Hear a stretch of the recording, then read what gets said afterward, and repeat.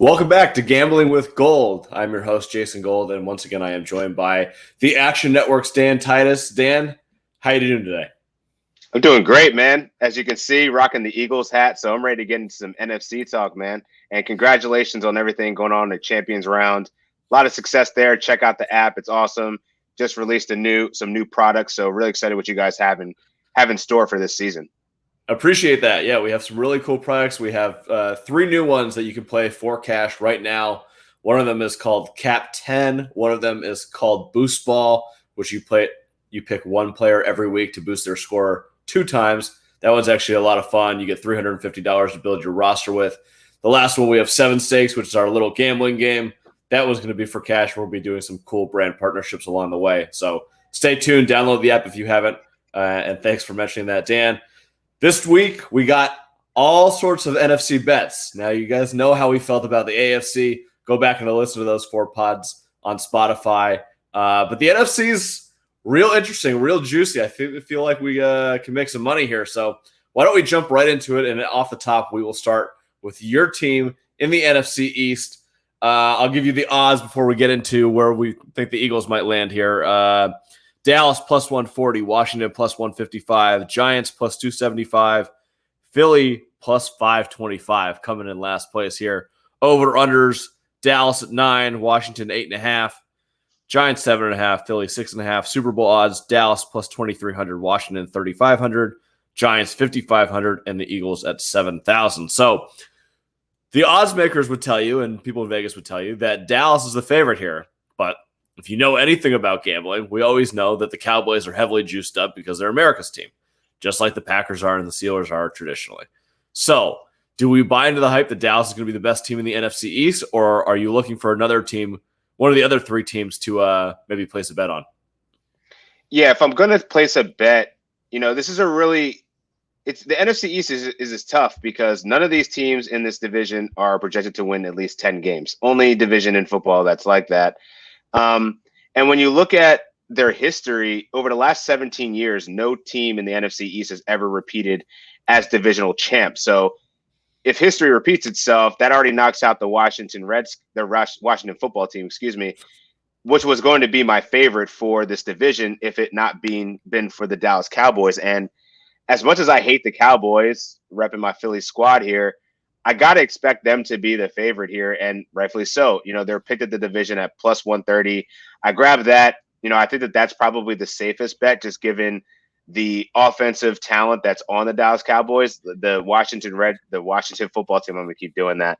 The Washington football team has the best defense in the division, but I don't know that they're going to be able to keep up with the firepower of the Dallas Cowboys if Dak Prescott is indeed healthy enough to win. We saw how good this offensive could have been. And honestly, I don't know if I'm a true believer in Mike McCarthy. So gun to my head, I'm taking Dallas Cowboys, but I'm actually not going to place a bet on the divisional winner just because I think that this division is awful. So I wouldn't be surprised if, the Giants came out of the woodworks. But actually, now that I'm saying it, I think I'm going to take my bet is going to be the Giants under 7 wins. That is at plus 110. But even to go further than that, if you want better odds, if you really think the Giants are going to be awful, like I do, because I don't believe in their offensive line, their coaching staff, and the talent that they have around Daniel Jones, I have them finishing last in the division at plus 185. So a bit more value there, a little bit more EV because I'm going to have them finishing last in the division anyway. So might as well just take the under on their 7 wins as well. Eagles, I like them over 7.5, though. I think that they'll end up finishing around an 8 and 9 team, and that's probably the highest expectation I can give them ceiling wise. So my projections have Dallas at 8.92, so right around the 9. And I'm going to skip Washington for a second because I'm going to come back to this point. I have the Giants at 7.78. I actually like the under there too. I think their defense is actually going to be really surprisingly good, but I do not believe in Daniel Jones or any offensive piece. I think their offensive line is a lot of garbage, and they're going to have issues scoring. I don't know what the deal with Saquon is. It looks like maybe he's not going to play week 1. We know how the Saquon train goes when he's rolling. It's bad. So I have concerns about everything that happens with the Giants offense. Philly, I'm a little higher on. I have their projection at 7.98. I like the over-under. So you said 7.5. I have a 6.5 on the board right now. That's juice to the over. I'll take that. Yeah, I'll take that one. I probably won't play their divisional odds. I don't think it's going to be that good, but I am higher on Hurts than a lot of people right now. And I think that the defense still has some pieces that'll be okay. And I actually like Sirianni, I think, more than the market does. So I will go over on Philly. Now, my projection for Washington, because I think that they have one of the top 3 defenses, and I think that Fitzpatrick raises their floor on offense so high, I have their projections at 11.17 wins, which is the second highest I have in the NFC. Actually, all the way through. No, third highest. Sorry, behind Green Bay and Tampa Bay. So I think a lot of things here. Washington's defense is elite. They have players all over the field. Rivera's a good coach. I think that the offensive coordinator, now that he doesn't have to cycle through 3 different quarterbacks who stink, I think it's going to be just a lot more stable. Right. I think Fitzpatrick is going to be a grown-up. I think that the turnovers – the issue with Washington is if Fitzpatrick turns into a turnover monster again. We haven't seen that in a couple years, but he's definitely a little bit more aggressive than I think Rivera likes to be. But they have playmakers. They have a good offensive line. They're just like very stable. And in this sort of division, like there's a good chance that they end up going 5-1, and then they only have to go, 500 the rest of the way out against the rest of their schedule, and they're at 11 wins, 10 or 11 wins. So I think that I'm playing Washington across the board. I think the over 8.5 for me is probably one of my best bets of the season in terms of these sorts of bets. I have a Super Bowl bet on them at 60-1 that I made in June. I don't think it's likely that they're going to win the Super Bowl, but I'm hoping they get to the playoffs and then I can hedge out of it. Sure. And I definitely think that I'm taking Washington plus 155 to win the division. That being said, Dallas and Washington both being at around that 140 to 150 range, I think it's highly likely that one of the two of them wins this. So much so that I just put $100 on both, and you risk 200, you're going to win 55. So it's like not super plus EV, but I think that you're going to make money regardless there. Right. So that would kind of be my suggestion of where to go here if you're betting the NFC East. Yeah, one other thing to add, I took a future on Washington to win the division as well as San Francisco, and we'll get to the NFC West later, but got that at 8-1. So at plus 800, I think that's pretty good. If you think that the Washington football team is going to end up as the divisional champ, you can hedge that with another play, whether that be whoever else you think is going to win a division. I like the favorites, the Tampa Bay Buccaneers, the Green Bay Packers, great team to parlay with if you wanted to do that. And wanted to throw out, you mentioned Jalen Hurts. There's still some really good value out for his rushing prop. I grabbed it at 574, took the over on that. It's now up to 655 I've seen on DraftKings. I mean, I think he can still get that. I would still play that number at 655. I still think that's too low. Over 17 games, I'm projecting him over 700 rushing yards. So, he rushed for almost 200. He rushed for 272 in 4 starts last year. So extrapolate that over the course of the season. And just given how, bad the Eagles offensive line, it's not great. They've had a couple injuries and a couple aging players. So I wouldn't be surprised if you're going to see Hurts scrambling early and often all season long. So this is one prop I really like. So I actually really like this one too. I haven't bet it yet, but maybe I will now that you mention it. On the Champions Round app, we have a section called blog or research. So go in there and you can check out our latest article, which is going to be on the Eagles fantasy or season preview. And I did the projections on Jalen Hurts recently, I think 2 nights ago, and I have him at like 761 rushing yards for the season. I think that anything under 700, I would be pretty okay with betting at this point. Right. Totally agree. I actually just took him in the 9th round of my home fantasy league. I was pretty stoked about it. Although I am a little concerned about him getting injured, and I backed him up with Fields. So We'll see what happens there.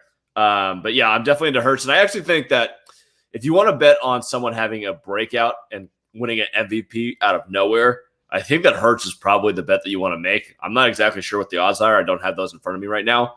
But I would take Hurts to win MVP. Like, it's definitely within his range of outcomes this season to just blow up.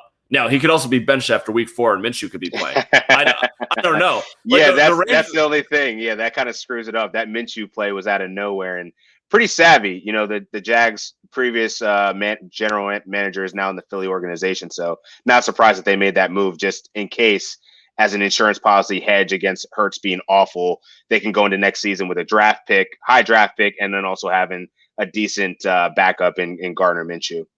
Yeah, I was actually surprised that a lot of teams didn't go after Minshew, especially when we're talking about Dallas. Like Dallas's backup quarterback situation may be the worst in the league. Now, maybe they go out and sign Cam Newton, but it's just I think I'd rather have Minshew right now with the way that the arm looks versus what Cam is right now. Although the rushing floor, the rushing floor for Cam does provide some value, but it doesn't go with whatever Dallas does on offense. So I would rather have Minshew. So I see Jalen Hurts 75-1 to win MVP right now. Absolutely. You want to place it for me? Let's live a little. Let's do it. That sounds like something I'm going to do as soon as this podcast is over. So Hurts for MVP. And I actually think if we're talking about MVP odds within the NFC East, I love Dak for MVP also. I'm sure he's somewhere around 12-14-1 right now. Anything less than 10-1, I probably wouldn't play it, but I think there's a chance that Dak has like 5,500 yards and 45 touchdowns and just balls out. So I don't hate the MVP odds there. Let me see. Not seeing Dak listed right now. But yeah, we can check on that later. All right, no worries. It might be because of the shoulder injury. They're afraid to list him right now. That's what I'm thinking. Oh wait, never mind. He's 17-1. 17-1. All right, great odds. I'll take that too. So I'm making Hurts and Dak plays after this. It's going directly against the fact that I think that Washington's going to blow everybody out of the season. Right. So maybe I'm hedging my bets. Who cares? He can still throw for 5,000 yards and like 40 touchdowns, right? That's what you're banking on there. Exactly. All right. I think that does it for the NFC East. We have all of our bets here. Now let's move over to the NFC North. All right. Division odds for the NFC North. Green Bay -180. Minnesota +180. Chicago 525. Detroit, not even worth mentioning, 1750. If you place that, you should be banned from gambling forever. The over-under on all of these teams, Green Bay is 10, Minnesota 9, Chicago 7.5, Detroit 4.5. Super Bowl odds, Green Bay 900, Minnesota 3,000, Chicago 5,500, and Detroit 13,000, the second worst odds in the NFL. Who stands out here? Maybe trying to fade the Packers, or are we buying the Packers hype once again now that Aaron Rodgers is back in the building? See, I want to buy the hype of the Packers. Like, I believe it, but at -180, it's a little bit too rich for me in terms of like the drama that's really going on in the Packers organization. I do feel like they're going to win the division, but just playing that at that number, not really feeling it. However, there is a better number that I think that could still get you to, if you think that the Packers are going to have success this season and be the best in that division. I like the Packers win band from 9 to 11 at +130. I think that that's really good value because you're kind of hedging. Well, sure, they could be a 10-win team, but they also could falter and perhaps be, a 9-8 team. So I think that there's definitely some opportunity there where they could potentially still be the division winner and still not only exceed, a double-digit season. So you got Aaron Rodgers coming back, Devontae Adams. We did hear that David Bakhtiari is going to be out for the beginning of the season, which is definitely a blow for their offensive line and Aaron Jones. And if you're playing fantasy, obviously that's going to put some risk and doubt into the Aaron Rodgers situation. But I still think overall this team is good enough to win outright within this division. So I just want everybody that's listening to explain exactly what the win. So you got to hit 9 wins, 10 wins, or 11 wins. Exactly. One of those three options. And +130, right. You said? +130, yeah. Okay. I kind of like that. I like the over on Green Bay of 10. I think that a push is probably within the realm of possibility. I don't think that 9-8 is going to happen if Rodgers plays all 17 games, but if you're betting on Green Bay, you're obviously betting on Rodgers to be available for all 17 games. Right. I think that 10-7 is probably the worst that they do in that situation. And I think that the range of 11, 12 wins is probably also likely. 13 might be a stretch. So I like the over on Green Bay a little bit. I probably won't play their Super Bowl odds at this point. I wish I would have done it before Rodgers came back because I think everybody kind of knew that he was going to end up back in Green Bay. I do like the divisional odds at 180. I just don't see the Vikings, Chicago, obviously not Detroit. I don't see any of them really making a run. And again, if you're betting on Green Bay, you're betting on Rodgers. If he gets hurt, you're screwed anyway. So you might as well just go down with the ship at that point. Yeah. My projections for the entire division, I have Green Bay at 11.37 wins, which is actually the best in the NFC. Minnesota at 8.84. Chicago at 7.95, and Detroit at 5.25. So let's move over to the Vikings here. Plus 180 to win the division, over under 9. What are your thoughts on the Vikings this season? And do you think that they're a potential playoff team in 2021?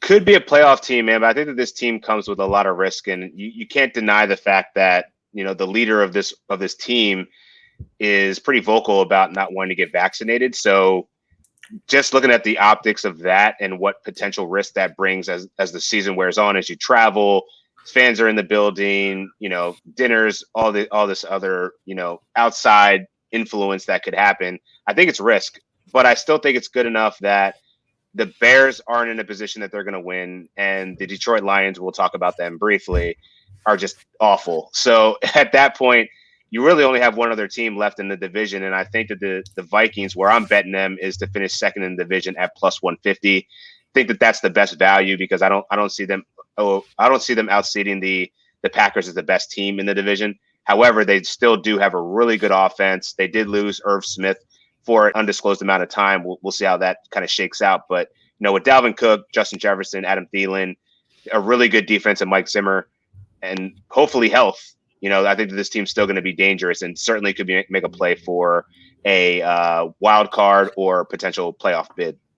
So they lost Irv Smith, but it looks like they traded for Chris Herndon, the ever elusive tight end breakout star for the Jets, who never quite hit. Wow. Does that mean that Yeboah is getting his dynasty value right now? Yeboah. Let's go. Oh. Yeah, we talked about him like, what, 2 months ago now? It's funny how that comes out. Before the NFL draft, that was my first thought, too, is that Kenny Yeboah is all of a sudden a relevant fantasy piece, and I can't believe that I somehow backed into this. We made it. We made it.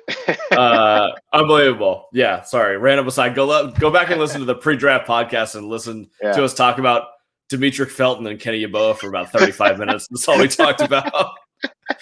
Good times. All right, so back to the Vikings. So I think that their offense is going to be solid. Obviously, the Kirk Cousins unvaccinated thing, if he gets it and he misses 2 games, like this changes the whole outlook of potentially the season at that point. Sure.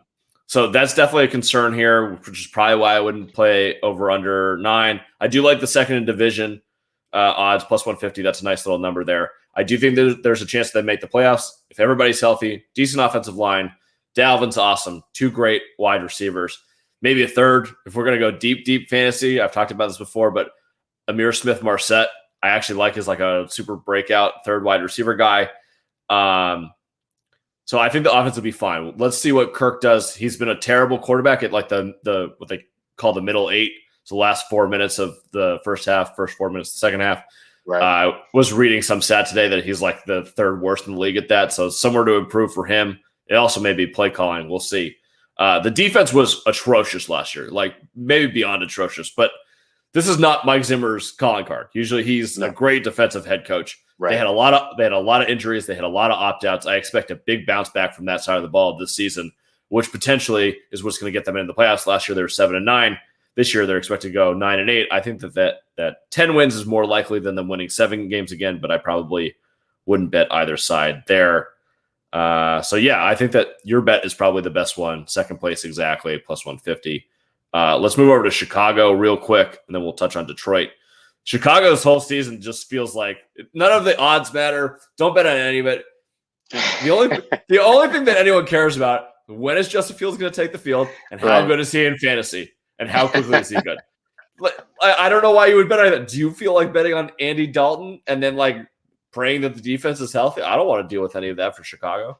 Absolutely not. And that's a great point, because I don't know what to expect out of the Chicago Bears when we're just really waiting to see, like, when is Justin Fields going to actually be the starting quarterback of this franchise? And I don't know that Matt Nagy knows the answer to that yet. Maybe it's week 4 versus Detroit. I think that makes a lot of sense, but you don't just trot him out there against the Rams in week 1, or maybe you do, who knows?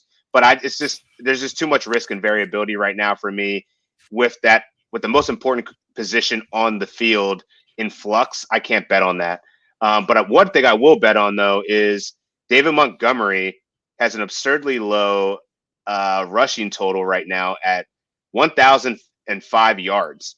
So I'm going to hammer that over, man. Last season he got 1070, and I think with another game, we've seen that he can be the workhorse back. I'm not worried about Damian Williams. I'm not worried about Tariq Cohen really eating into that workload.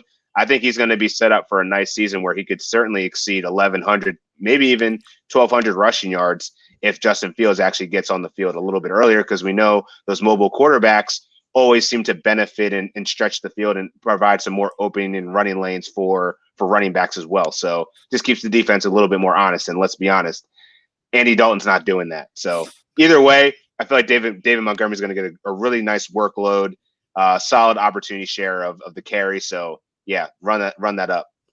Yeah, so I think that's a good point for fantasy players. I know this is a gambling podcast. We'll talk about fantasy for a second. When you have a mobile quarterback, your running back is going to get more rushing yards, but less goal line touches for touchdowns. Right. So it's kind of a balance. So if you're going to bet this and you're going to bet that Fields is going to play a lot of the season, go take the over rushing yards and maybe take the under on rushing touchdowns. Right. It's a nice little way to play that little correlated there. Let's see for Chicago. I'm a little worried about Dave Montgomery in terms of the over on rushing yards because their offensive line is so bad, and they lost Tevin Jenkins. I just do not know at all what to expect there. I'm a little worried about. I have some injury concerns, not only with Fields and Montgomery, but everybody that's going to play in the backfield. I think there's a reason that Fields isn't playing Week 1 against the Rams because they know that Andy Dalton's just going to get ragdolled all over the place. And they don't want to do that to their rookie quarterback. They don't want Aaron Donald and Justin Fields, face for 60 minutes. That's not a good way to get. I mean, we already saw Justin Fields get wrecked in the first preseason game. So yeah, I think that's wise. Yeah. Okay. So I'm pretty much staying away from all Chicago odds. If Fields plays more than I think he does, maybe midseason, I'd do like a over on Allen Robinson yards at that point. But that's probably it. Detroit's an interesting one. I mean, I guess they're projected to go 4-13. The offense stinks. I don't really know what to expect from this team. The defense is whatever. Dan Campbell's going to bite more kneecaps than he's going to win games. I don't really know. I don't really want to bet anything here. My numbers would suggest that the over 4.5 might be worth something. But I just don't trust anything going on here.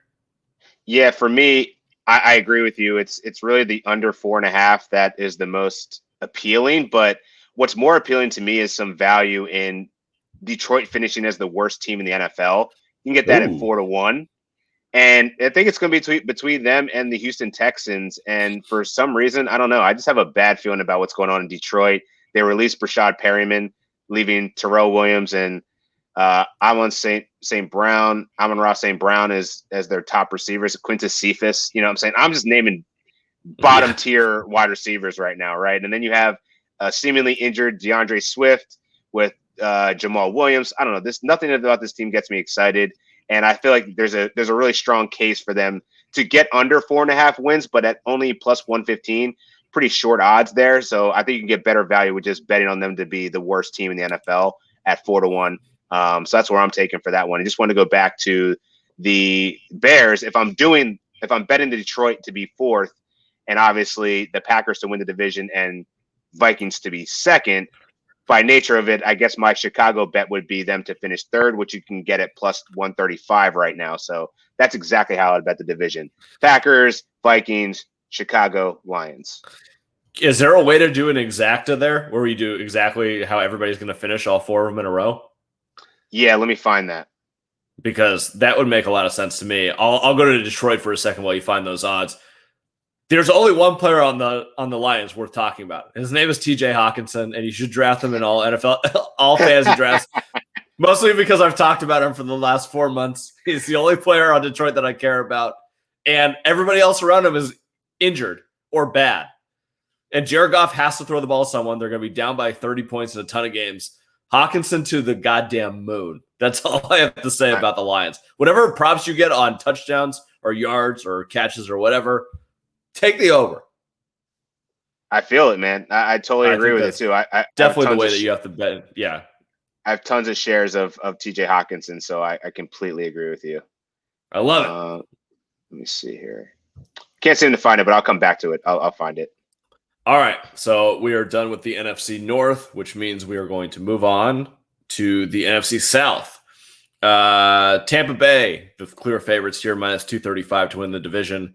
New Orleans, plus 325. Carolina, plus 850. Atlanta, plus 700.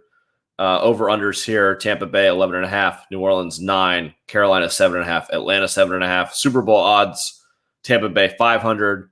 New Orleans, 3,000. Carolina, 7,000. Atlanta, 5,500. Now, looks like Tampa Bay, clear runaway here in the division. What are your thoughts on Tampa Bay? And then we'll kind of head down the list here. I love Tampa Bay. I think that this is the team that's going to win the division, and Vegas agrees. You know, they're minus 200, but I think that it might be worth the juice because I think that this is the team that boasts the best defense, the most consistent offense, that actually has a ton of weapons that can beat you in the air, that can beat you on the ground. I mean, with their strength of schedule, it's pretty modest. So, I mean, with this division, they're going to run through the competition. Most of their opponents, it's a pretty light schedule. So, to me, I think that this is the runaway favorite to win the division. But I would also go as far to say that they're going to win the NFC at plus 300. So, I think that that's my strongest bet in terms of this division.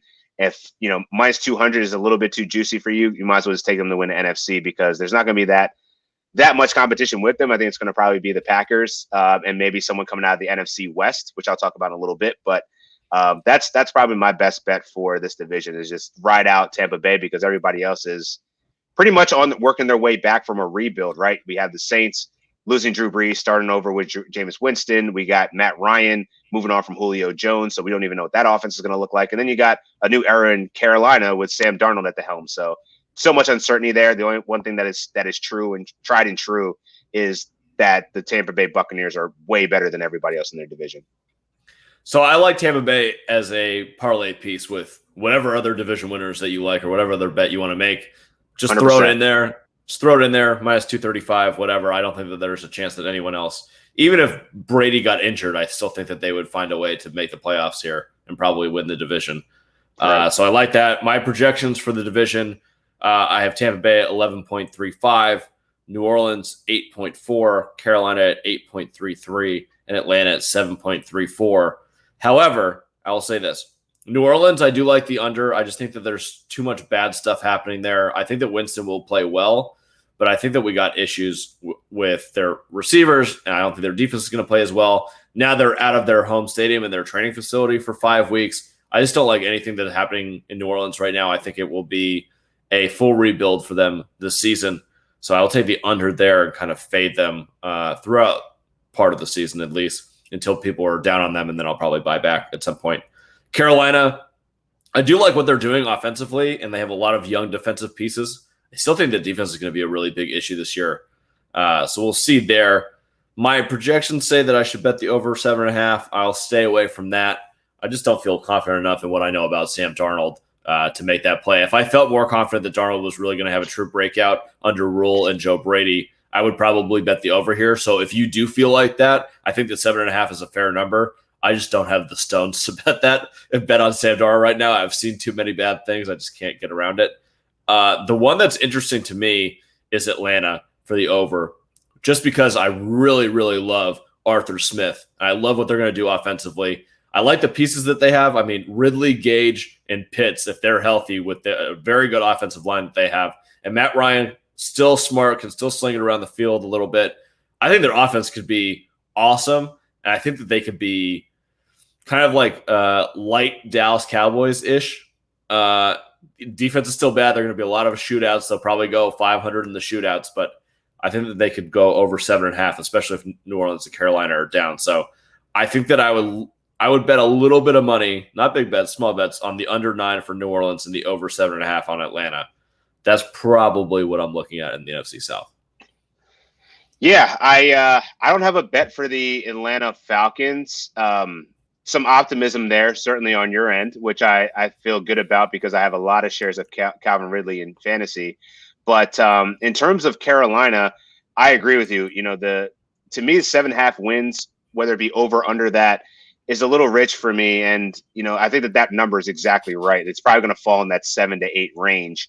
And so just because of that, I don't know that I trust Sam Darnold, despite getting a new coach and a new situation, just automatically goes from a 13-25 overall starting quarterback to an 8-9 season. So I think it's kind of in between. So I'm going to take the Panthers win band from 6 to 8, between 6 and 8 at plus 155. So gives me a little bit of hedge and margin if they underperform, but also gives me some opportunity if they overperform, because I don't see them getting more than 8 wins and becoming over a 500 team, but they'll be right on the cusp of that. I like that bet. I actually like that bet a lot. Do you have the win bands in front of you? I do. Yes. What is it for Atlanta to go like between 7 and 9? 7 and 9. They have it at 6 and 8 at plus 140, and then 9 to 11 at plus 230. So ambitious. I think that I would.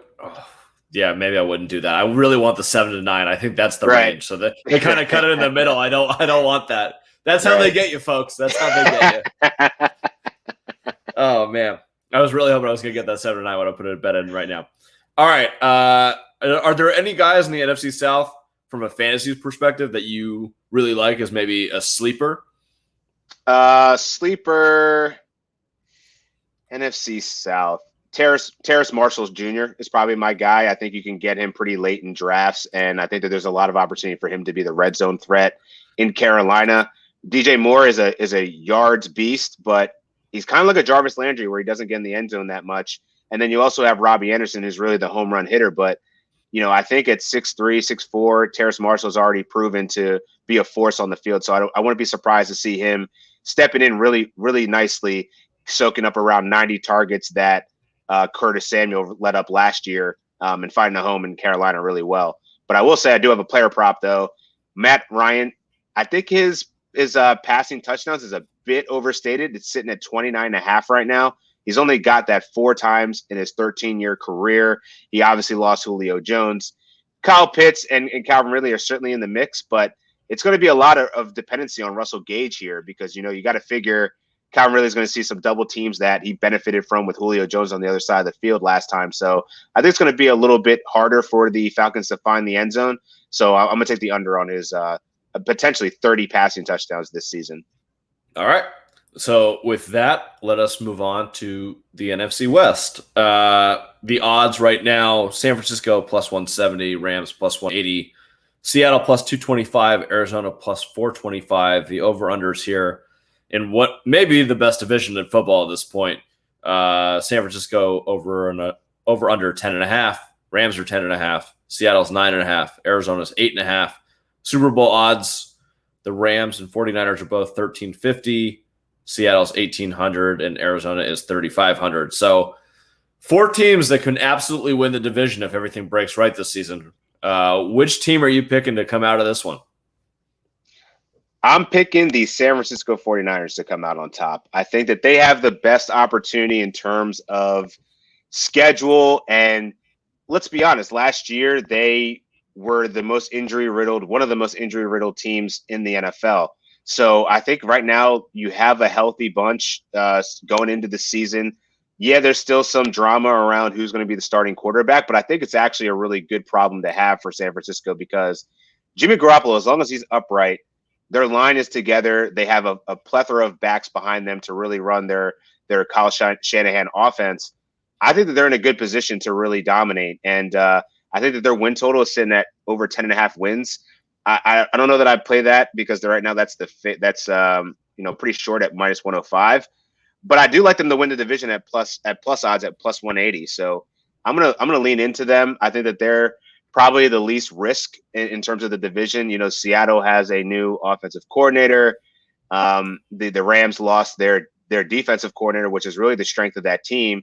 They made a couple upgrades on offense, but they did lose Cam Akers, your boy, and now they had to get insurance for Darrell Henderson. So I think it's going to be a completely different team. The Rams are going to have a little bit of regression there, but I'm expecting that the Niners will probably get more into what you expected in years past. I think this team is going to be very dominant They have a lot of weapons on the offensive end, and they're only getting better defensively. So I think that there's a lot to be optimistic about with the Niners and betting the Niners. If momentum were a real thing in terms of gambling on this stuff, San Francisco would definitely be the bet. Everything is breaking the right way for them. Jimmy G looks good. Lance looks like he's going to be something other than a little chip in his finger. They're healthy, which is something that hasn't happened in San Francisco in a little bit. So I'm probably way more optimistic now than I was when I made the projections, which I'll go over now. I have San Francisco at 9.85, Rams at 10.3, Seattle at 10.1, and Arizona at 9.83. Oh, sorry, 8.83. Okay, I was about to say, wow. Yeah, no, 8.83. Sorry. So that means that the order that I have would be Rams, Seattle, San Francisco, Arizona. I think that the top three are pretty interchangeable based on maybe luck. They're really close. Like San Francisco's is all based on the transition from Jimmy G to Lance and what that looks like.